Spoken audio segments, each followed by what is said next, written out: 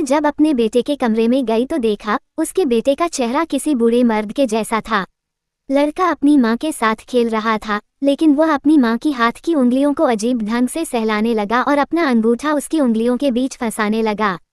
माँ ने उसकी आंखों में अजीब सी शरारत देखी, बिल्कुल किसी घटिया सोच वाले इंसान जैसी, जिसे देखकर माँ पूरी तरह घबरा गई। माँ ने उससे कहा, मुझे बिल्कुल अच्छा नहीं लगता जब तुम मुझे इस तरह छूते हो, तुम ऐसा क्यों कर रहे हो? उसी रात लड़के ने अपनी माँ के साथ सोने की जिद की और धीरे से अपना हाथ उसके कंधे पर रखते हुए फुसफुसाया, माँ, क्या तुम मुझसे हमेशा प्यार करोगी, चाहे मैं कुछ भी करूँ? माँ इन बातों से काफी डर गई। उसने ये सब अपने पति को बताया, लेकिन उसने कहा कि वो ज्यादा सोच रही है, उनका बेटा अभी सिर्फ 8 साल का है, और उसकी बातों को टाल दिया।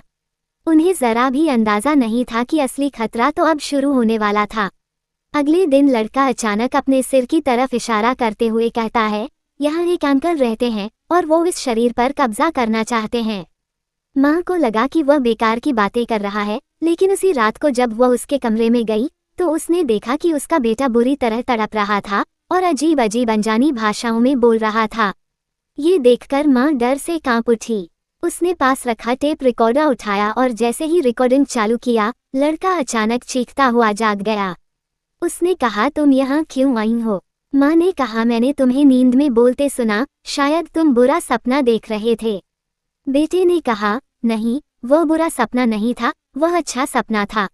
अगली सुबह माँ वह रिकॉर्डिंग लेकर एक मनोचिकित्सक के पास पहुंची। जैसे ही डॉक्टर ने नींद में बड़बड़ाने की आवाज सुनी, उनका चेहरा गंभीर हो गया।